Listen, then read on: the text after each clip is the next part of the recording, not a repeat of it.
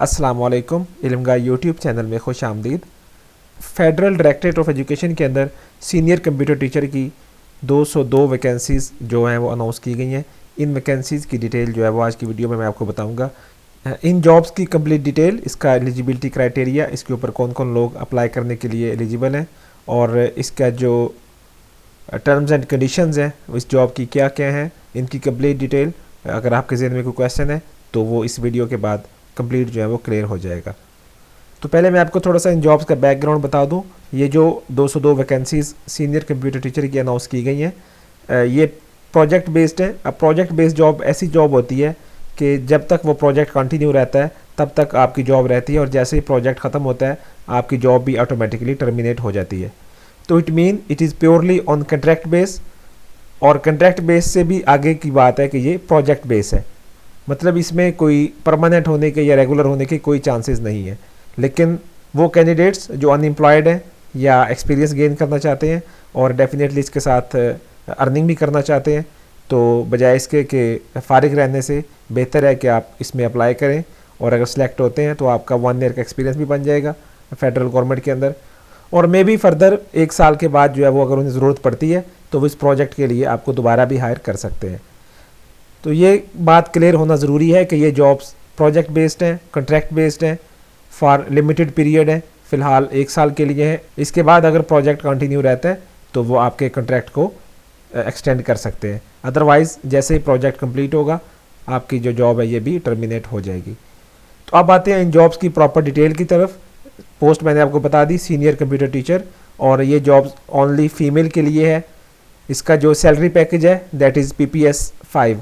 अब देखें यहाँ पे पे स्केल भी उन्होंने प्रोजेक्ट का दिया हुआ है, PPS stand for project pay scale 5।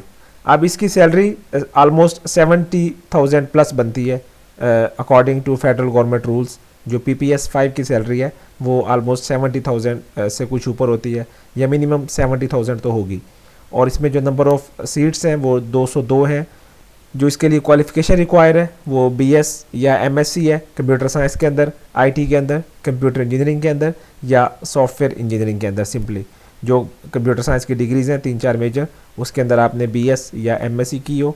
और अगर एज लिमिट की बात करें तो 28 मैक्सिमम है विद 5 ईयर रिलैक्सेशन, मतलब कि टोटल अपर एज लिमिट जो है वो 33 ईयर बन जाएगी। Place of posting very important, सिर्फ इस्लामाबाद के अंदर होगा। जो इस्लामाबाद में फेडरल डायरेक्टरेट ऑफ एजुकेशन के अंडर स्कूल्स और कॉलेजेस हैं वहाँ पे ही इनको रिक्रूट किया जाएगा।